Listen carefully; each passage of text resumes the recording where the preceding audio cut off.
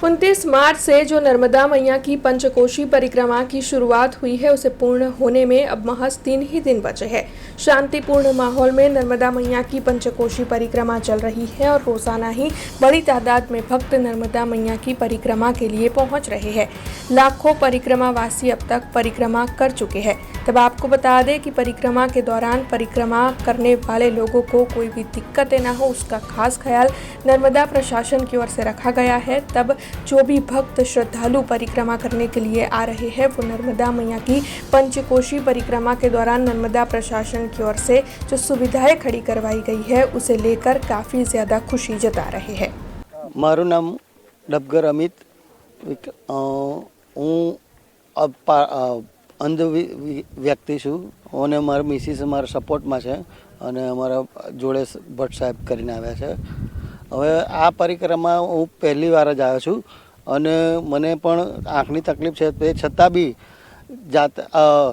થોડોક સપોર્ટ કોઈ તકલીફ નહીં પડતી ચાલવામાં હરવા ફરવામાં સામાન્ય હેલ્પથી પણ હું પરિક્રમા કરી શક્યો। કોઈ તકલીફ આમ પડી નથી। સવારે 4 વાગે ચાલુ કરી અને અત્યારે તો મારે અહીંયા પરિક્રમા પૂર્ણ પણ થઈ ગઈ અને મેડિકલની સુવિધા પણ અહીં ગાડી સરસ છે કે ભાઈ તમને કોઈ તકલીફ થઈ છે, કોઈ દવા જોઈએ છે, કોઈ તમને હાથ પગની તકલીફ છે, માલિશ કરવું છે કે કોઈ દવા ગોળી જોઈતી હોય તો એનું પણ વારે ઘડીએ કેમ્પો આવતા હતા।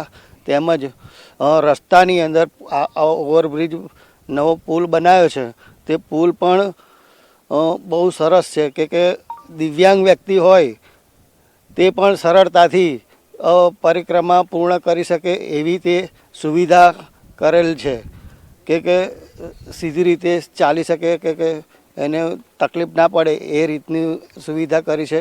તેમજ આજુબાજુ સીસીટીવી કેમેરા દરેક અંતરે ગોઠવ્યા છે। તેમજ લાઇટિંગની વ્યવસ્થા ફૂલ કરવામાં આવી છે કે જેથી કે શ્રદ્ધાળુઓને કોઈ રાત્રે કે તકલીફ ના પડે અને પાણીની સુવિધા ચા પાણીની સુવિધા છે। પોલીસનું રક્ષણ પણ બહુ સરસ છે કે ભાઈ તમારા માર્ગદર્શન આપણા સ્વયંસેવકોની ટીમ પણ આપણે અહીં ગાડી જોડાયેલી છે અને એ પણ માર્ગદર્શન રસ્તામાં આપતા રહે છે કે ભાઈ તમારે આ રીતનું આમ કરો, આ રીતનું આવી રીતે આમ જાઓ, એ રીતની બધી સવલતો પૂરી કરે છે। हमसे जुड़े रहने के लिए हमारे YouTube चैनल को सब्सक्राइब करें और नई वीडियो की नोटिफिकेशन के लिए बेल आइकॉन को दबाएं।